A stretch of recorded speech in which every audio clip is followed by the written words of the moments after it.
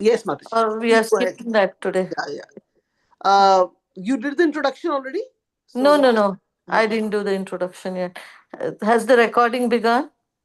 yes, I see it being live streamed. Okay. Hare Krishna, everyone. Thank you so much for joining Everyday Chant Japa group. Uh, we are very fortunate to have His Grace Hari Gopal Prabhu joining us from Mumbai. Prabhuji is going to enlighten us on Srimad Bhagvatam, Canto 8, Chapter 8, Verse 9. Hare Krishna Prabhu, Dandavat Pranam. Whenever you are ready, please take over the call. ॐ नमो भगवते वासुदेवाय ॐ नमो भगवते वासुदेवाय ॐ नमो भगवते वासुदेवाय नारायणं नमस्कृत्यं नरं चैव नरोत्तमं देवीं सरस्वतीं व्यासं ततो जयमुदीरयेत् नष्टप्रायेषु अभद्रेषु नित्यं भागवतसेवया भगवतीरुत्तमश्लोके भक्तिर्भवति नैष्टिकी कृष्णाय वासुदेवाय देवकीनन्दनाय च नन्दगोपकुमाराय गोविन्दाय नमो नमः ॐ अज्ञानतिमिरन्दस्य ज्ञानाञ्जनशलाकया चक्षुरुन्मीलितं येन तस्मै श्रीगुरवे नमः श्रीचैतन्यमनोभीष्टं स्थापितं येन भूतले स्वयं रूप कदा मह्यं ददाति स्वपदान्तिकं वन्देऽहं श्रीगुरु श्रीयुतापदकमलं श्रीगुरुन् वैष्णवांश श्रीरूपं सागरजातां सहगणा रघुनाथान्वितं तं सजीवं साद्वैतं सावधूतं परिजनासहितं कृष्णचैतन्यदेवं श्रीराधा कृष्णपादा सहगणा ललिता श्रीविशाखान्वितांश्च हे कृष्णा करुणा सिन्धु दीनबन्धु जगत्पते गोपेश गोपिकान्त राधाकान्त नमोऽस्तु ते तप्तकाञ्चन गौराङ्गी राधे वृन्दावनेश्वरी वृषभानुसुते देवी प्रणमामि हरिप्रिये वाञ्छाकल्पतरुभ्यश्च कृपा सिन्धुभ्य एव च पतितानां पावनेभ्यो वैष्णवेभ्यो नमो नमः जय श्री कृष्ण चैतन्य प्रभु नित्यानंद श्री अद्वैत गदाधर श्रीवासदि गौर भक्त वृंद हरे Krishna Krishna Krishna Hare Hare Hare Ram Ram Ram Ram Hare Hare Hare Krishna. So this morning we are discussing from Srimad Bhagvatam, Canto number 8, chapter number 8, text number 9. The chapter is entitled as The Churning of the Milk Ocean. Tasyam chakru spriham sarve सासुरासुर मानव रूप औदार्य वयोवर्ण महिमा आक्षिप्त चेतसा. Translation and purport by His Divine Grace, Srila A.C. Bhaktivedanta Swami Srila Prabhupada. Translation: because of her exquisite beauty, her bodily features, her youth, her complexion, and her glories, everyone, including the demigods, the demons, and the human beings, desired her. They were attracted because she is the source of all opulences. Purport: who in this world does not want to possess wealth, beauty, and the social respectability that come from these opulences? People generally desire material enjoyment, material opulence, and the association of aristocratic family members. Bhogaishwarya prasaktanam. Material enjoyment entails money, beauty, and the reputation they bring, which can all be achieved by the mercy of the goddess of fortune. The goddess of fortune, however, never remains alone, as indicated in the previous verse by the word Bhagavat Para. She is the property of the Supreme Personality of Godhead and is enjoyable only by Him. If one wants the favor of the goddess of fortune, Mother Lakshmi, because she is by nature Bhagavat Para, one must keep her with Narayan. The devotees always engage in the service of Narayan. Narayana Parayana can easily achieve the favor of the goddess of fortune without a doubt. But the materialist who try to get the favor of the goddess of fortune only to possess her for personal enjoyment are frustrated. There is not a good policy. The celebrated demon Ravana, for example, wanted to deprive Ramachandra of Lakshmi, Sita, and thus be victorious. But the result was just the opposite. Sita, of course, was taken by force by Lord Ramachandra, and Ravan and his entire material empire were vanquished. The goddess of fortune is desirable for everyone, including human beings. But one should understand that the goddess of fortune is the exclusive property of the Supreme Personality of Godhead. One cannot achieve the mercy of goddess of fortune unless one prays both to her and to the Supreme Enjoyer. Hare Krishna.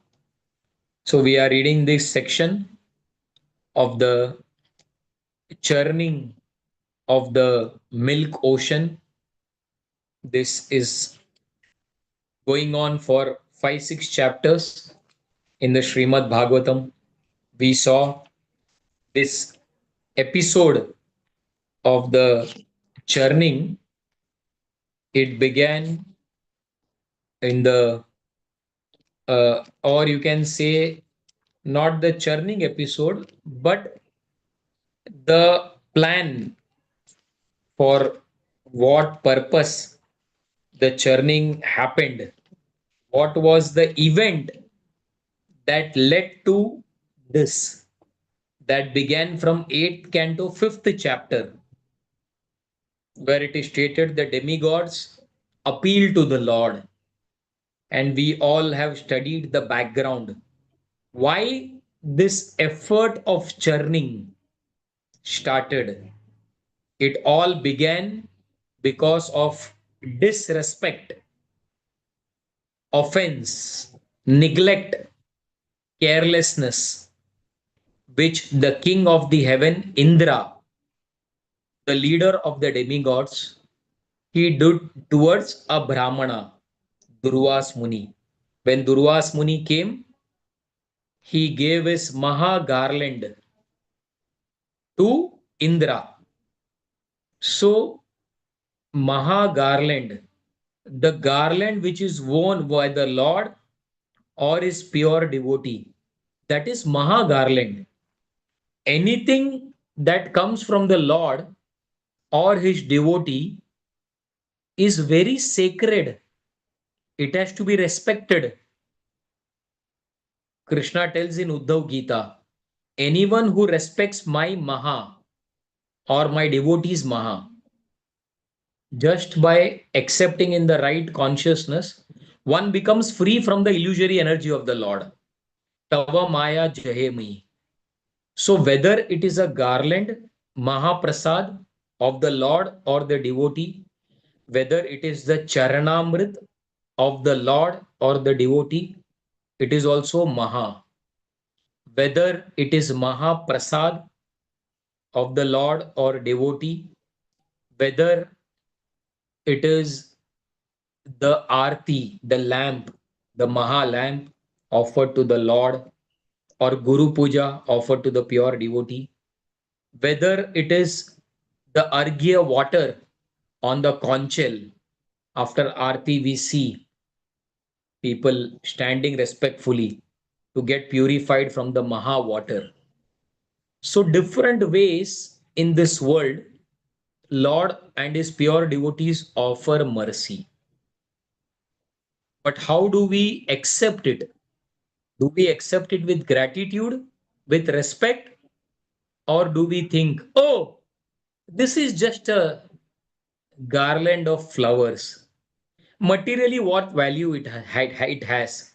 If someone puts a diamond necklace on my neck, okay, it crores of rupees, I will value. Or golden necklace on my neck, that is a material vision. But flower, 100 rupees, 50 rupees, doesn't make much difference.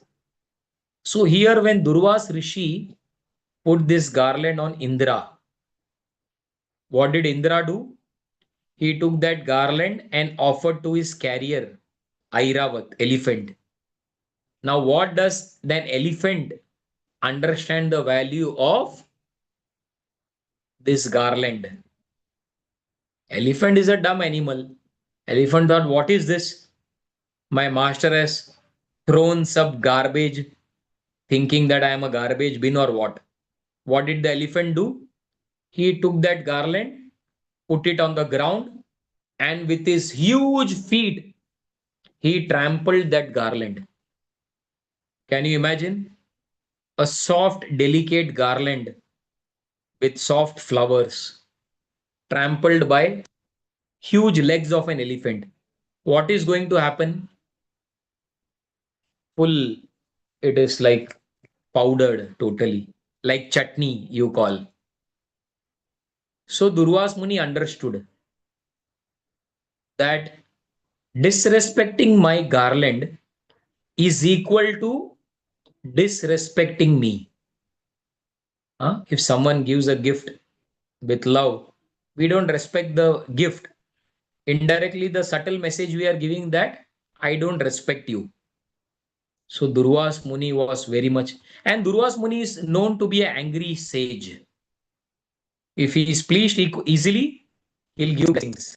If he is displeased, he will get on our case. So he was very angry, extremely angry he became, and he was trying to analyze what is the thing that made Indra do like this. Indra has become very proud. Why? Because he is the king of the Devtas, and on top of that, Indra is sitting on a high position on the elephant. Kind of what it feels. I don't know how many of y'all have sat on an elephant or an horse.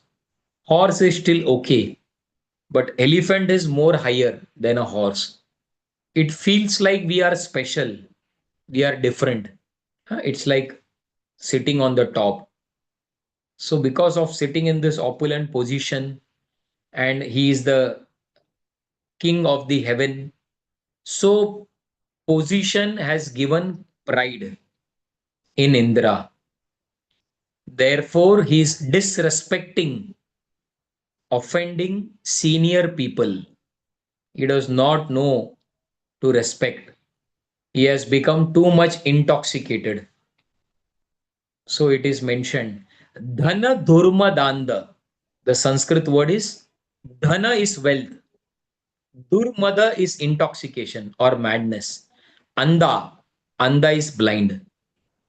So here Durvas Muni detected Indra has become blind due to intoxication created by wealth and power position. So pride can come to different people because of possessing different ways. In this world we see someone who has lot of wealth, he can become proud.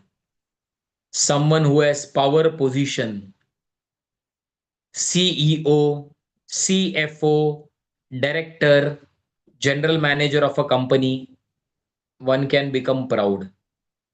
If someone is very beautiful, good looking, Miss India, Miss Universe, Mr. India, all these awards that are given. I am so beautiful. Everyone is looking at me. I am the king, I am the queen. That can give rise to pride. If someone is very knowledgeable, hmm, academically, spiritually, knowledge, PhD, MTech, BTech, PhD, MD, doctor, big degrees that can give rise to proud. Someone is very strong. Hmm? All these bodybuilders we see showing their biceps and triceps and the biscuits, the six pack that they have on their stomach. Strength also makes one proud. Someone is very famous, has a lot of followers on Insta, Facebook, YouTube, that can also make one proud. Huh? So all these things we see has a tendency to make one proud. And that is what here Durvas Muni detected, that Indra has become proud due to wealth, due to power position. And whenever the Lord or his pure devotees see that someone has become proud, they can't tolerate, they can't handle. Because when we become proud, we tend to disrespect others. We don't respect them. We speak to people as if they are like, as if like a straw on the street, you know, like a garbage bin, we treat them.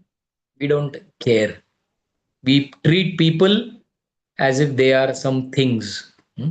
We don't give due respect. So Lord and his devotees, they can't handle that. In Govardhan Leela also we see the whole purpose of the Govardhan Leela, Krishna lifting, Indra became proud. That is in the 10th canto.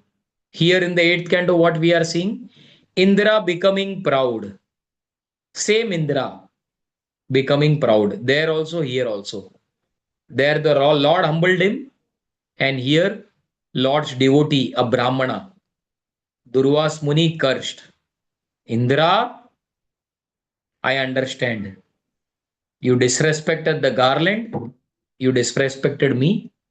I curse you that all the demigods will lose their opulence. They will lose their house. They will lose their heavenly kingdom, Swarga. And everyone has to come down to the earthly planet. Or they have to be like vagabond, one who is homeless, wandering. And as soon as in the Durvas Muni cursed, all the demigods immediately lost their power, and the demons are waiting. When the demigods will make mistake, they will lose their power, we will attack them. Immediately Bali Maharaj and all the demons, they attacked heavenly kingdom, defeated the demigods. Indra, Chandra, Vayu, Agni, Surya, all 33 core demigods had to run away. One person's mistake, everyone had to pay the price. Mistake was done by Indra. Agni, Surya, Chandra, all the 33 crore demigods didn't do mistake. But that is the position of the leader. One mistake a leader does, the whole team has to pay a price. One good thing the leader does, everyone will get the glory. So therefore, leadership position is not a joke. It carries great responsibility. Unless one is extremely qualified, one should not prematurely take up to the leadership position. One mistake we do will affect the life of so many people, either positively or negatively. Here, Indra affected people's lives negatively by not behaving up to the mark, and everyone was away. They all went to Brahma. Brahmaji, please help us. What should we do? We are homeless. Please guide. Brahmaji said, my dear children, I don't have a solution for this problem. This problem is beyond my head. So, therefore, all of us together, we will go to the milk ocean where Lord Vishnu is lying there. We will offer our heartfelt prayers, and when Lord Vishnu comes, we will ask him for a solution. So, Brahmaji took all the demigods to the milk ocean, and all of them they offered prayers to the Supreme Lord Vishnu. And Lord Vishnu came, and he already knew what the problem is, but still he asked them, and they explained that this is the problem. We are all now vagabond. We don't have a house. We lost our shelter because of this mistake. Now, what has to be done? So, Lord said, I will tell you a plan. If you follow my plan, that will bring good fortune unto you. So, the Lord said, as long as you are not flourishing, you should make a truce with the demons who are now being favored by Shukracharya. So the Lord said, now you have to make friendship with the demons. And immediately, can you imagine what will be the response? Because the demigod and demons always they are in cross. They cannot get along with each other. They hate each other. But what the Lord is telling, first principle is, my dear children, you have to cooperate. You have to make a adjustment. If at all you want your Swarga Loka back, there is only one way. No other way, no other way, no other way. You have to make friendship with the demons. And immediately all the demigods were like flabbergasted. How is it possible? How can I speak to someone whom I cannot get along? But the Lord is telling important principle here, for us to learn. In this world, it may happen that I cannot get along with this person. It could be between a husband and wife. It could be between a brother and a sister. It could be between the father and the son. Any relationship where there is close relationship, close relation, two brothers. I cannot get along with him. Many times I preach to many congregation people outside, and many times I get a lot of complaint. The husband comes and tells, oh, I cannot get along with this lady. Why, Prabhuji? Why the hell I married to this girl? Why the hell I married to this woman? Then she'll also come and tell, why the hell I got married to this person? I'm not at all interested. I had three, four other good alliance, but 20 years before I made a mistake. So, like that, many times every person, because of their ego, they cannot get along with another partner. Why I should say sorry? Let the other person tell. But here, Lord is teaching a very important principle, telling the demigods that you may not get along with the demons, but many times in life, Lord will put us in circumstances where we can, if we don't get along with someone, there will be a situation where we will be forced to live with that person. So that is the time when we have to humble our false ego. We have to remain humble, and we have to, if we want the relationship to continue, then we have to be humble enough. We have to say sorry so that the working relation can go on. Otherwise, without uh, cooperation, without compromise, no relationship can survive. Like in India, 50, 60 years before, when the first time divorce took place, it came in the newspaper. Can we imagine that this couple they have decided to divorce? Which means that in India before 60 years, no one ever thought that once they get married, they would ever separate. That was the strong culture and the strong bonding they had. So it was a big news, the talk of the country that they have divorced. But later on, now we see it has become a very common affair in India and all over the world for divorce to take place. Why? Because everyone, that tolerance level, the forgiveness level, overall, the cooperation, everything has gone down. Why I should adjust? Why can't he adjust? He will think, why I should adjust? Why can't she adjust? But the important principle that we have to learn in this world is, like Krishna tells in Bhagavad Gita, Tam titikshasva bharata. Hmm? So our very senior devotees, Grace Govind Prabhu tells that this line, Tam titikshasva bharata, is like Arjuna learn to tolerate. Sometimes in life there will be happiness, sometimes in life there will be distress. Like sometimes winter comes, then summer comes. So seasons keep on changing. Like that in life, happiness and distress comes. But one has to learn to tolerate. So he tells that this is the key to understand the Bhagavad Gita, which means that unless one has this divine virtuous quality of tolerance, one cannot progress in life at all levels, materially also and spiritually also. Therefore, Lord gives a very important principle here to the demigods that you may not like each other, but at this point of time, the need of the hour is you have to put down your ego if at all you want your Swarga back, and you have to go to the demons and you have to cooperate.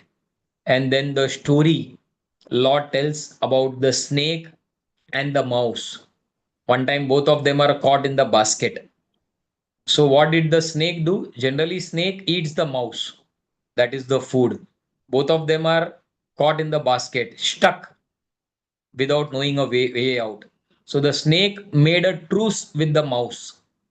And the snake told the mouse, my dear friend, actually, the mouse is the enemy. But what the snake told, that you have to make a hole in the basket, that then both of us can escape from here. But the snake's intention was, once the mouse makes the hole, later on I will eat the mouse. That was the mindset. So the same principle Lord is telling, first the nectar has to be produced, and it's a very huge Herculean task. You all cannot do it alone, and the nectar is the only way that you can regain your power and your home.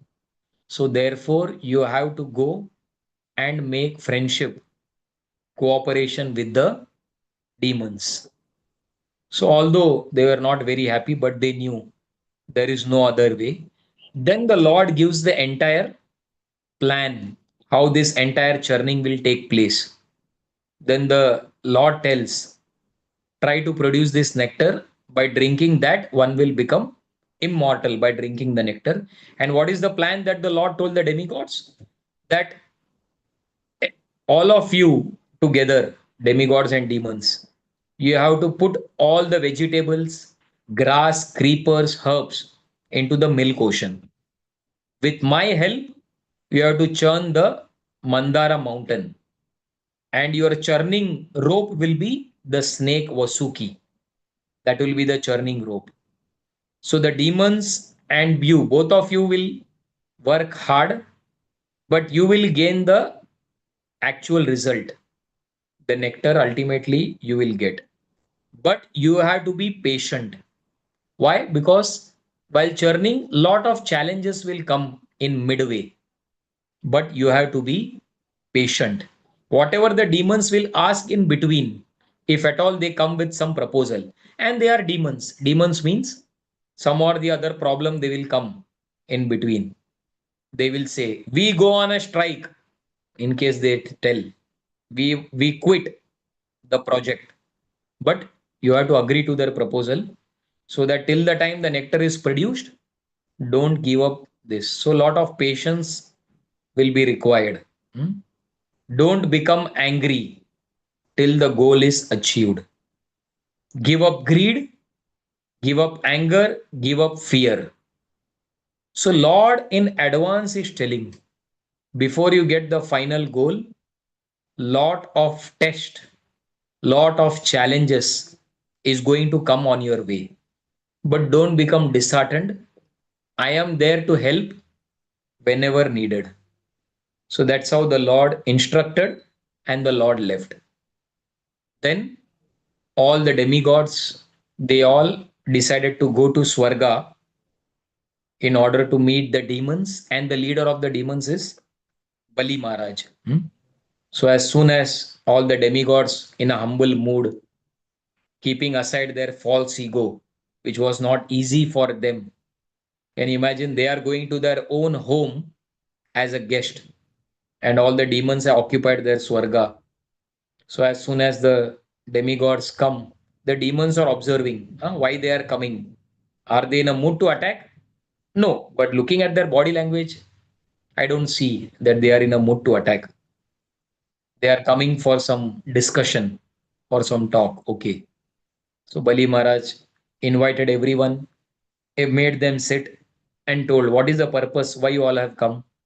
And they gave this proposal that would you all like to have nectar? They said, of course, who will not like to have nectar? But we heard that it is very difficult to get the nectar. The demigod said, yes, it is very difficult, but we have a plan. But for that, both of us should make friendship. Although we had lot of differences in the past, but if we have to get the nectar, we have to work together. We have to cooperate because lot of hands will be required to complete this project and to achieve the goal. That is the nectar.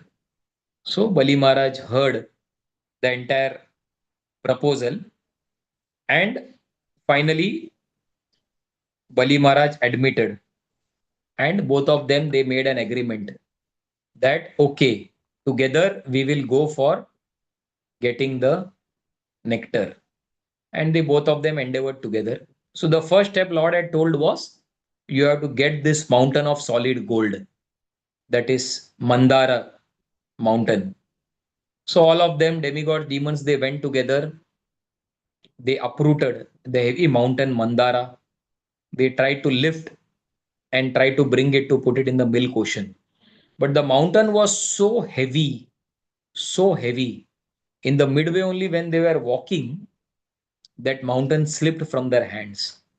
And many of the demigods and the demons, their shoulder was broken, their hands were broken, their thighs were broken. It was very painful. It was blood all around. And they said, my God, what about completing this project? The beginning of the project, the experience has been horrible. My God, what a heavy mountain. We are unable to bring it. First step only we have failed. What is going to happen further, we don't know. So they called out to the Lord.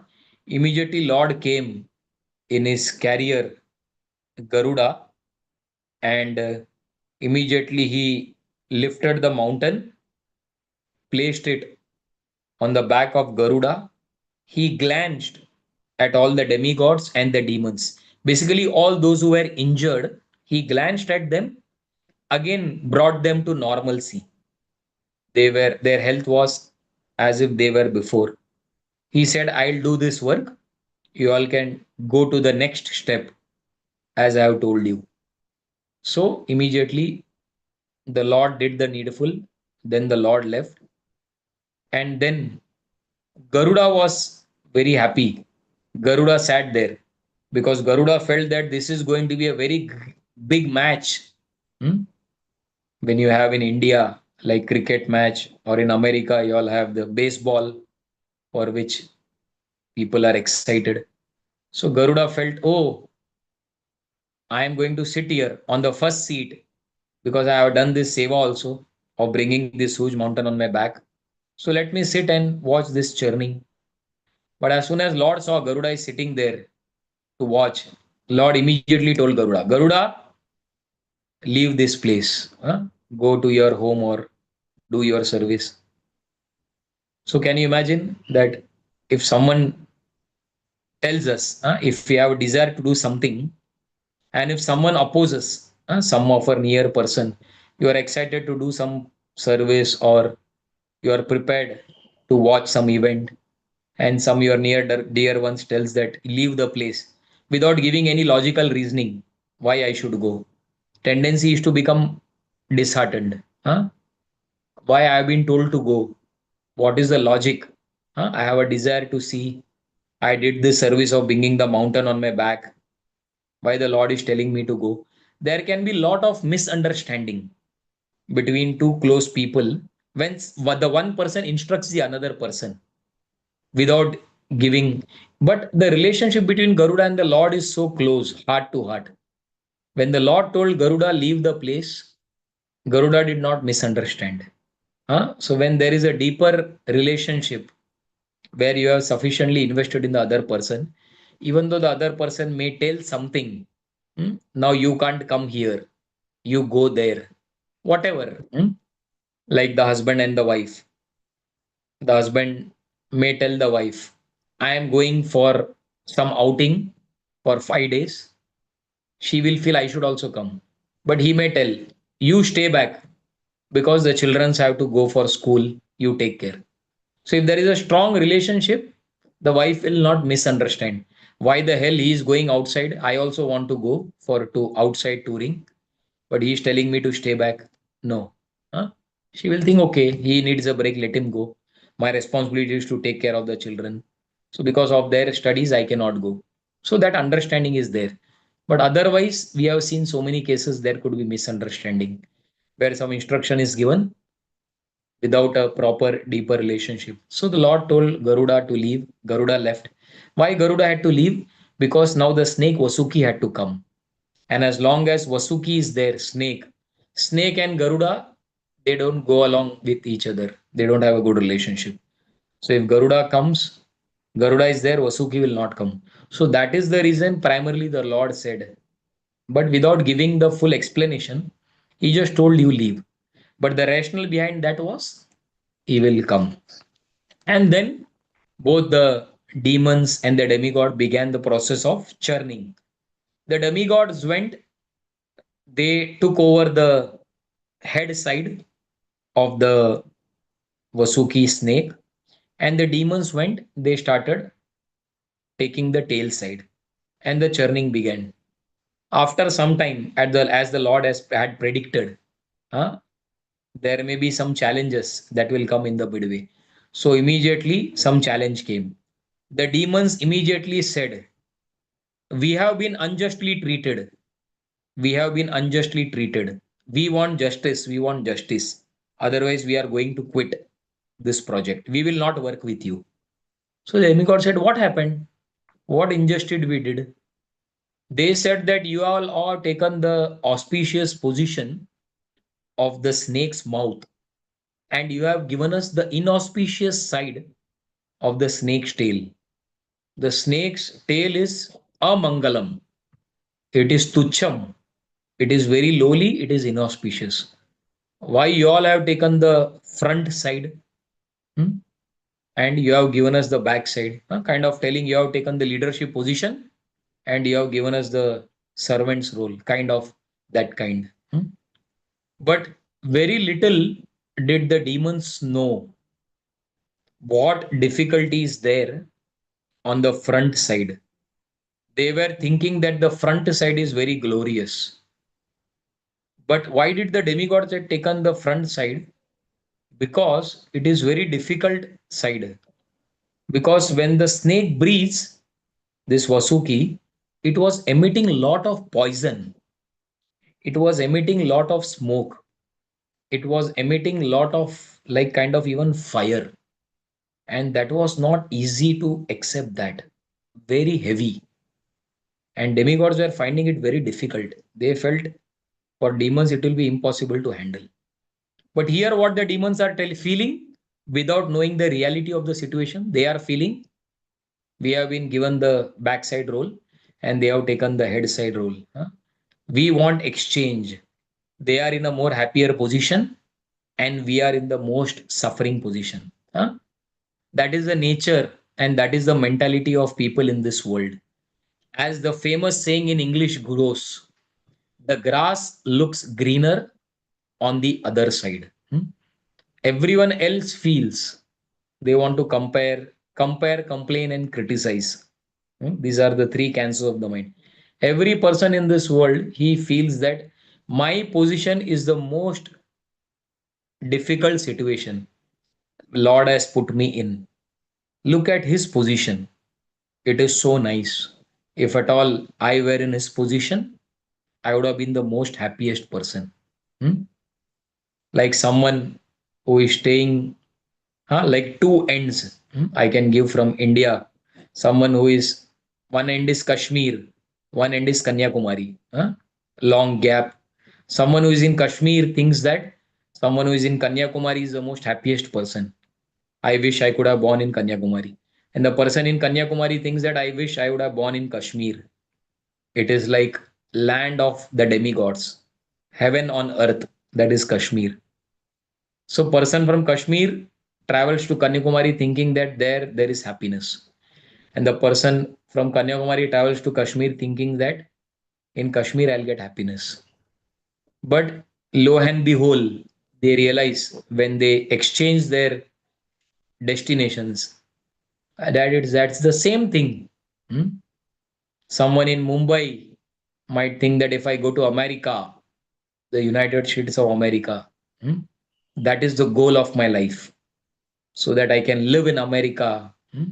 I can buy a house in New York or whichever is the best place. There is happiness in America. But all of you are living in America. You know what life in America is. So everyone thinks that my situation which God has put me in is the most difficult situation. Demigods are thinking, demons are thinking, I want to exchange sides, then I'll be happy. But through the scriptures, through hearing from Guru, we can understand that in whichever situation Krishna has put us, ultimate happiness we'll get by taking shelter of Krishna, by surrendering to Krishna, by practicing devotional service. It is not by changing situations that we'll be happy. Oh, I'm working in this company. I cannot get along here. Let me change. I'm staying in New York. New York is not good. Let me go to Alachua, Florida. Oh, after some days in Alachua, Alachua is not good. Let me go to Los Angeles. After Los Angeles, okay, let me go to Dallas. Like that, we see the nature. People keep on changing places. People keep on changing their work. Why? Because they think that, oh, something else can give me happiness. But the cardinal principle is taking shelter of Krishna will give happiness. Change of positions cannot give happiness. The glass looks greener on the other side till the time you are on this side. As soon as you go on the other side, you will understand the challenges. So everyone thinks, oh, if at all I am like this, if I get money like him, if I get a car like him, if I get a house like him. But then when we are in that situation, then we'll understand what suffering that person is going through. So the demons, they exchange sides. The demigods told, okay, you feel that we are doing injustice? Oh, please come, welcome. Welcome on board and suffer. And then they change sides.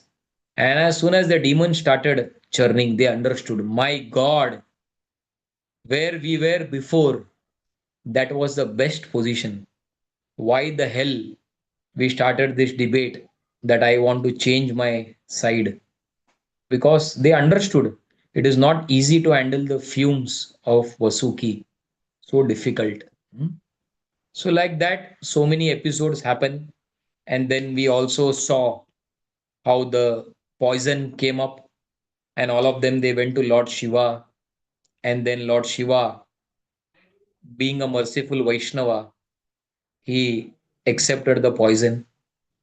Generally, if someone is not involved in a project from beginning, in between, if you call, the person will not come. Can you imagine? When the entire discussion about Samudra Manthan happened, Shiva was never involved.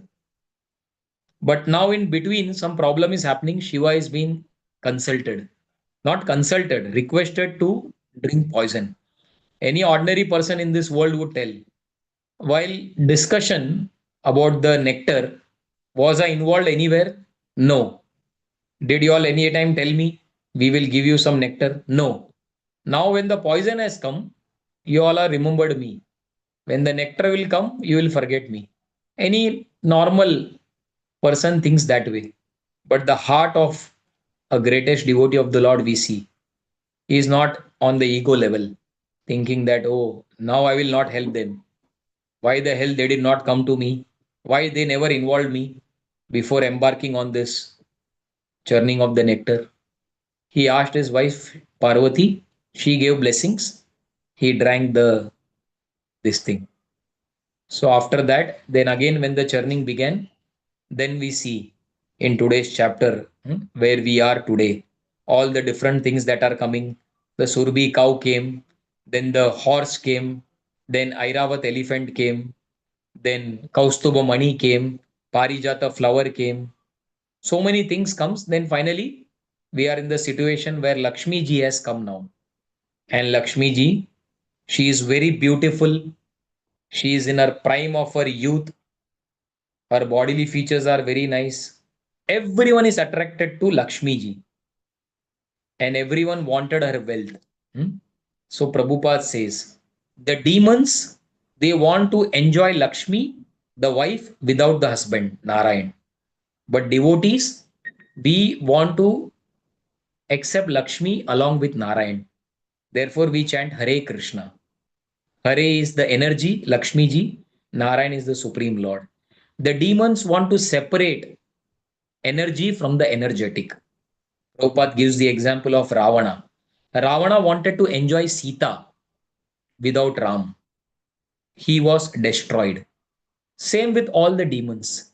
They want to enjoy the energy of the Lord, but they want to sideline the Lord. But devotee means he wants to worship Narayan. And if you worship Narayan, if the husband is there, then the wife automatically follows. That is the Vedic culture.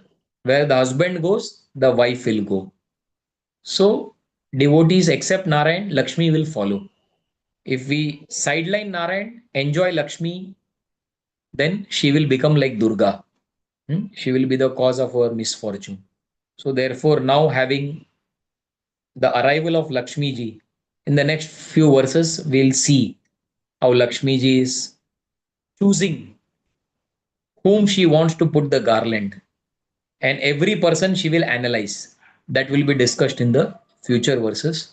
So, kind of, I just gave a summary the beginning how this began and stopped at the place in today's verse where Lakshmi ji has just appeared. Thank you very much. Hare Krishna. If there are any questions or comments, I'll be happy to hear. Hare Krishna. Over to you.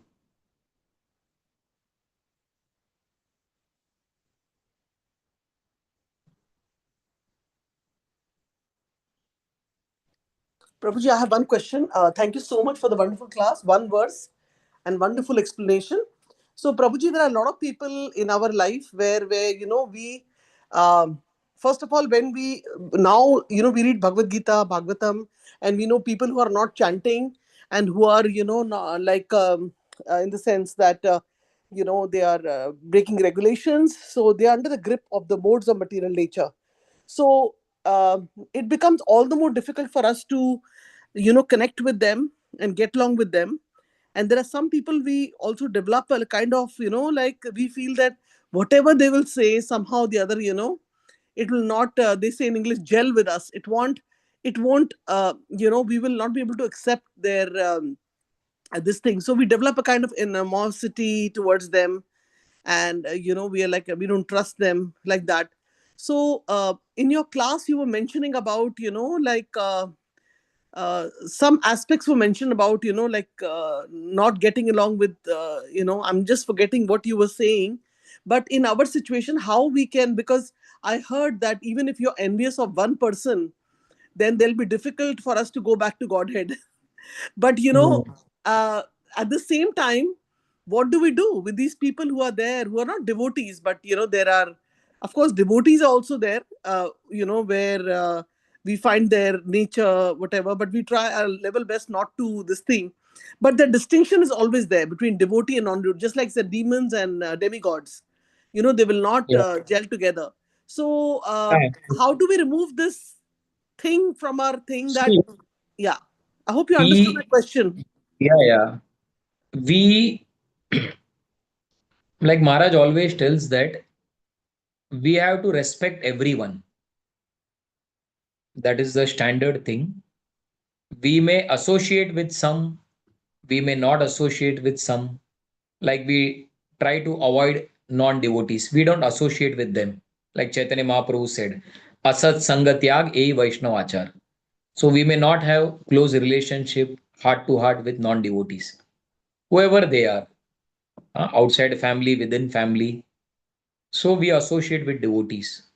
But respect has to be given to everyone because everyone is a potential devotee. That from that perspective also we have to see. Today someone may not be a devotee. We are fortunate to become devotee, but anyone can get mercy anytime. He can become a devotee. So potentially everyone is part of Krishna.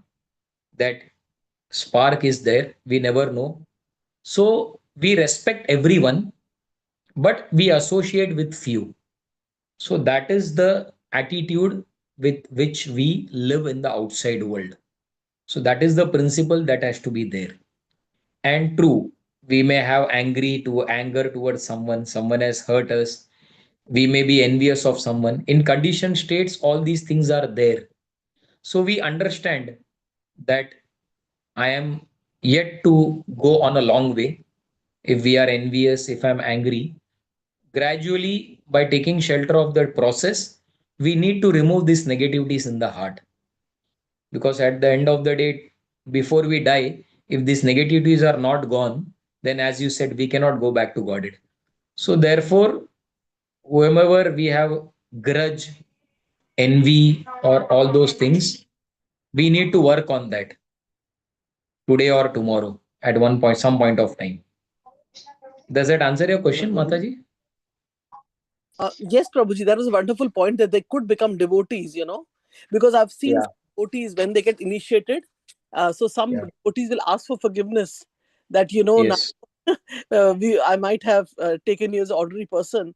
And that's one point. And also, can you also emphasize on the point that how we can remember at that time that Krishna is residing in their heart?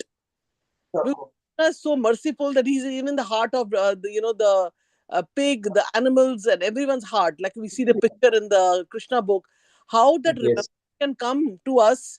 Like this point you said, na, like they'll go, they might become devotees, but see the point of future does not come to our mind that time, and we might commit Hmm. some offense or something. But is there some more So thing you can add? And what Guru Maharaj has, even though, yeah. see, even though they may become a devotees or not, but the very fact that everyone is part and parcel of Krishna, it's like we are all children of that one God.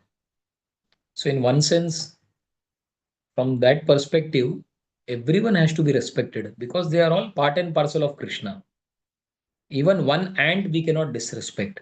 As we see from the episode of Mrigari, Jada Bharat, once you become super sensitive, you can't even kill an ant. Can you imagine Mrigari, who was half killing the animals?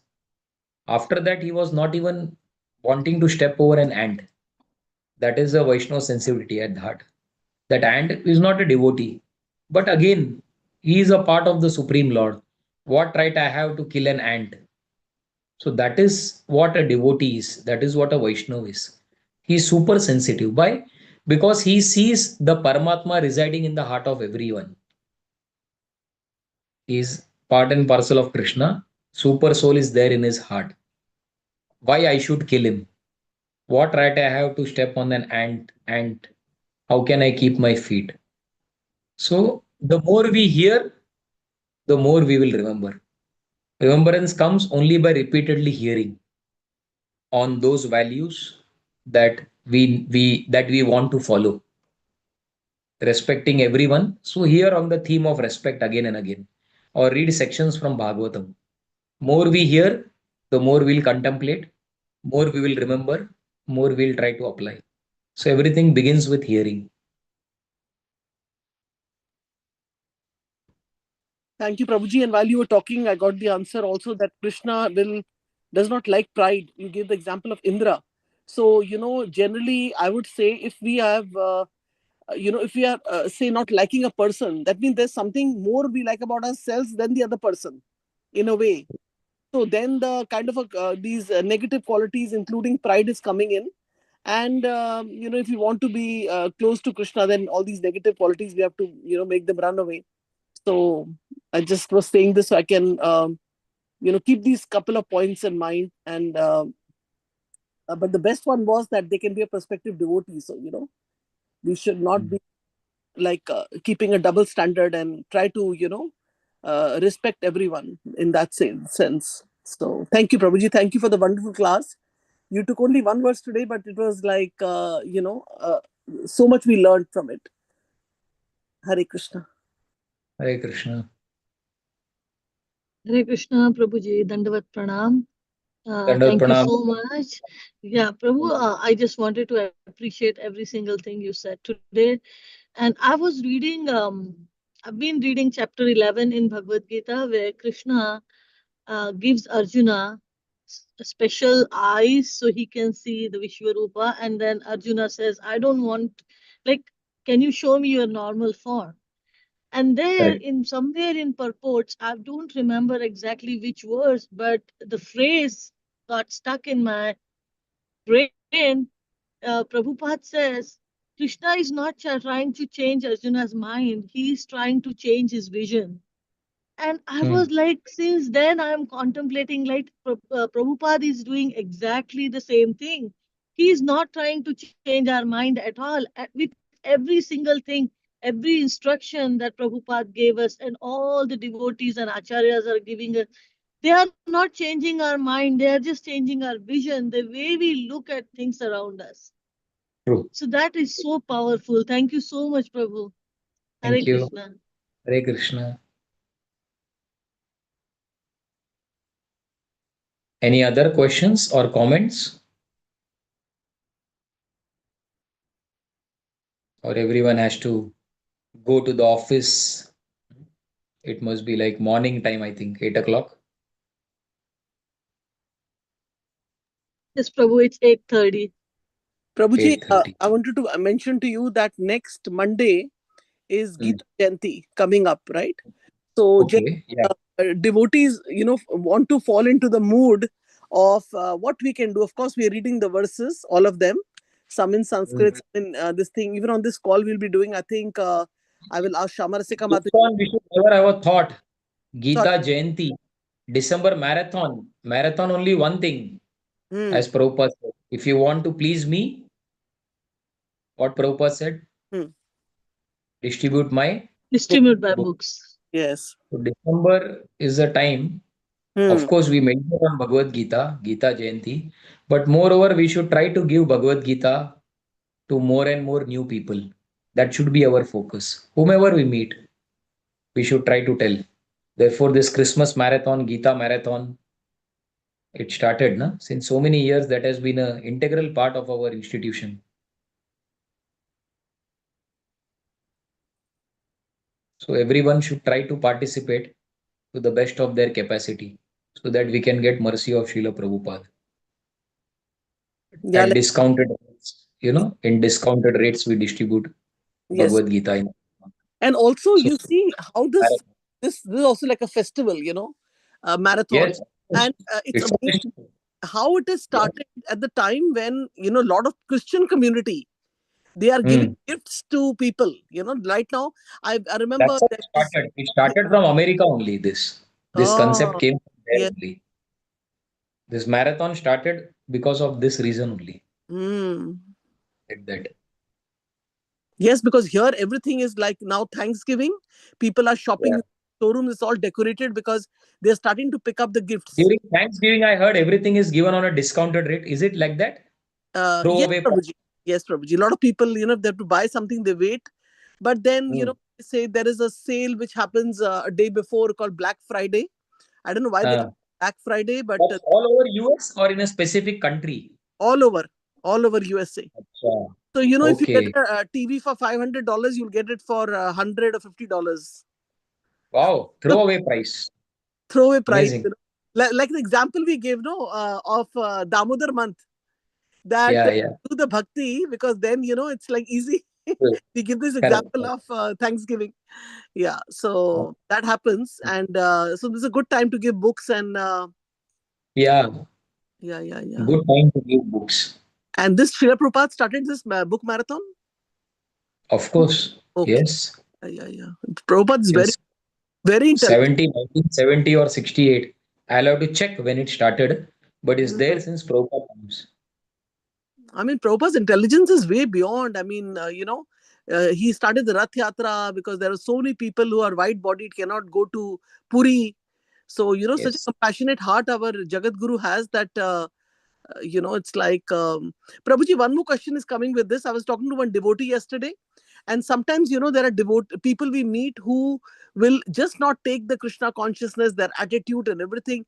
So one Bhakt, Sisa Bhushan Prabhu was telling me that, like we should avoid people who are, because such people, Srila Prabhupada can make them devotees, we cannot. So we have to see the mood of the person, and accordingly we preach and give Krishna consciousness. So I was just Okay. double confirming, is this true, or we should go to everyone irrespective of whatever attitude they have, approach We everyone? can go to everyone. Okay. It all depends upon our dealings, Mataji. That is the most important thing. Hmm. Krishna consciousness does not mean directly speaking philosophy. That may put off people. Hmm. So I have seen so many people, their hearts were transformed. Maharaj may never speak about philosophy. Prabhupada may never speak about philosophy. What is needed for the person to bring closer to Krishna? That is the most important thing. It's all about by doing what that person will appreciate some aspect of Krishna consciousness, or it could be that devotee also. This person is so nice, nice gentleman. You may have not spoken about philosophy at all. It could be some general discussion, but he appreciated your dealings, your humility, or whatever. So he made one step progress. So there is a principle called Agyata Sukruti, unknowingly creating the devotional merits. So everyone can become a devotee. Problem is our dealings are not proper. We don't know the mature way of dealing. So if you don't know, then stay away. But I have seen Guru Maharaj and other seniors. So many stories are there how they have changed the heart of a person in due course of time. And if nothing works, prasad is always there. You can meet the person. No need to tell prasad also. Give them the thing which they like, sweets or spicy. Tell, I have made it for you. Please accept this. Don't need to tell prasad. So prasad is our main, like Prabhupada said, ISKCON bullet, rasgulla or gulab jamun. That always is there. But every someone is not becoming a devotee means we are not dealing properly. I have heard many times this statement from seniors. I am not a proper instrument. Everyone can become a devotee. I am not representing properly. The right words I am not speaking. That is the only problem. So we have to understand our limitations, try to be more purer, try to be more mature. Krishna consciousness should have a broad minded approach, not just going and downloading. I know this much, come on, let me start shooting. And your attitude also counts a lot. So everything matters in what mode we are going and all. So that's a long discussion in itself, this topic. Yeah, yeah. Thank you so much, Prabhuji. Yes. So we just have to see, like, I mean, not to the extent that we get affected by it, and Yeah, Prabhuji, one true. last question. When we say we are going to give us, we should not take association and give association, right? So now giving association to devotees is easy because they're following. But there are people who are, giving association to people who have not been favorable in Krishna consciousness for a long time. How do we understand how we can give them? Yeah, like, I mean, we give them prasadam and things like that, but what is exact definition of when devotees keep saying this? Don't take association, give association. What is the You definition? mean giving association to new people or someone who has left Krishna consciousness? Somebody who's like a stubborn person who's not joining only, who's not chanting only, who's not, maybe it is there. They don't have enough Try, igyats. try to become their well wisher. Uh-huh. No need to speak about Krishna. See what problems he's going through in life and try to help him in that way, in whatever way you can. Hmm. And prasad is always everyone except prasad, I think. That door is always open. Yes. Try to be a genuine well-wisher. That is what I hear many times Guru Maharaj doing. Any outsider, whoever, his heart is genuine well-wisher. I don't want to take anything from you. Whatever way I can help you. Everyone is going through some ups and downs in life. Try to see what will open his heart. Try to become a well-wisher. Try to be non-judgmental. Most important quality I observed in Maharaj is non-judgmental. Therefore, so many people open their heart to him, develop very close relationship because non-judgmental. As soon as you start judging a person, that's it. Relationship closes. So we should never judge anyone. Everyone can become a devotee. Am I the right instrument? That is the only question. Whoever it is. If Jagai and Madai can become devotees, the greatest of hard nuts to crack, anyone can become devotees. Our process is very powerful, provided are we representing our Acharya, our Guru, Prabhupada properly. That is the only thing. Do we have the right mood? Everyone can become a devotee. If they are not, it is not their problem, it is our problem. Thank you, Prabhuji. Very positive answer. Very nice. Prabhuji, today you covered one verse only, right? Yeah. Okay. Thank you so much. Thank you. Hare Krishna.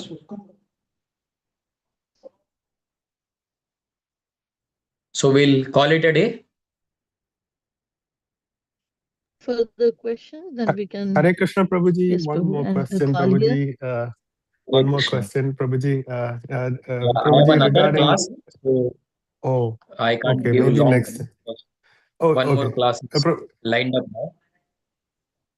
Yes, Prabhuji. So I A have only quick five question days. about grass not greener on the other side, but we should be discontent with material situation, right? And always look for spiritual situation. So how can we be satisfied in one way, but in another way not be satisfied? Mhm. Yeah, principle we have to understand that ultimately changing situations, changing places is not going to give satisfaction. We have to be satisfied with what we have, and real satisfaction comes only when we connect with Krishna. If you forget that cardinal principle, that real satisfaction comes in not by possessing things. But Vaman Dev speaking to Bali Maharaj, very beautiful section. You can read that 4 5 verses, very powerful verses. When Bali is asking, why only 3 steps? Vaman Dev speaks about principles of satisfaction. If one is not satisfied with what he has, he cannot be satisfied even if he gets the entire earth. So, therefore, satisfaction is something which comes from connecting with Krishna. That is very important. So, that Bali Maharaj, Vaman Dev, Bali Maharaj, that episode will clear this and help give us a deeper insight on principles of satisfaction. 6 7 verses Vaman Dev speaks. 1 full hour can be discussed on that. But the principle is that satisfaction will come only with if we are filled with Krishna, not changing situations or here, there. Nothing can give us satisfaction. Ultimately, people don't have Krishna, therefore they keep on changing partner, changing houses, changing jobs. But there is no end to it. In this world, people are not happy. People say, now I'll buy plot on the moon. So there are fools who are selling and there are fools to buy land on the moon. Cheating business is going on. Why? Because whole world I have seen, there is no happiness. Let me find happiness. So where is happiness? In India, America, Australia, London, Russia, or in the moon, or in Brahmaloka? No. Happiness lies in connection with Krishna. We may be a beggar having no money, but if we have Krishna, we'll be satisfied. We may have $100 million, but if we don't have Krishna, we'll be dissatisfied. That is a cardinal principle. Maharaj always gives this example of that. Who is that in Chaitanya Charitamrita? That person whose everything is stone. What is his name? Chaitanya Charitamrita, that one. Brahmana who gives banana to Lord Chaitanya. Kolavech Sridhar, Kola Vechya. most poor person. Maharaj says that he had so many holes in his dress. He had tied a knot. And Maharaj says he had one pot in his house, which he used to use for everything. Maharaj says even the most desperate thief would never go to his house to steal. He had nothing, but he was most happy. Why? He had the wealth of Krishna. Someone would say, come on, my God, one dress with 10 holes, huh? Niggardly dressed. One pot in the house. For toilet, that. For drinking water, that. Multi-purpose. Can you imagine? But Mahaprabhu said, you have the real wealth and I'll expose it to the whole world. He said, I don't have anything. I don't have anything. You are hiding the real wealth. So we have to understand from where satisfaction comes. Mahaprabhu is telling, what do you want? I am ready to give you. He says, I don't want anything. Mahaprabhu is angry. Ask something, Sridhar. I want to give you. If you want to give me, my desire is you come every day as you used to come and bargain with me over the banana prices, banana leaves prices. That is the only thing I want. Let me every day get your darshan and your arguments. Can you imagine? Absolutely beggar on a material level, spiritually super wealthy.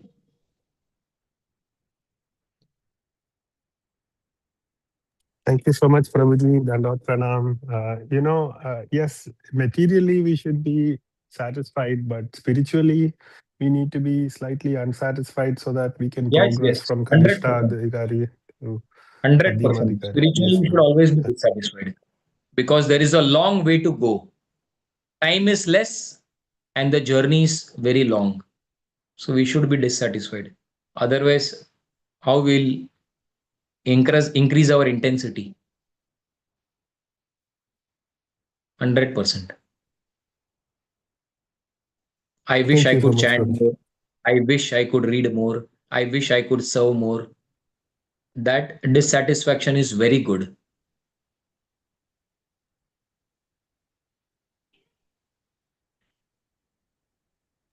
Thank you very much, Prabhuji. Hare Krishna. Hare Krishna. Hare Krishna. If there are no further questions, we can end the call now. Vancha kalpatarubhyascha कृपा सिंधुभ्य एव च पतितानां पावनेभ्यो वैष्णवेभ्यो नमो नमः. अनंत कोटि वैष्णव वृंद की जय. Jai. श्रीला प्रभुपाद की जय. Jai. His grace. Gopal Har. माता जी Hari Gopal. गोपाल हरि प्रभु की. Hari Gopal Prabhu. Hari Gopal प्रभु जी की जय. हरि गोपाल प्रभु जी की Jai. जय. Yeah.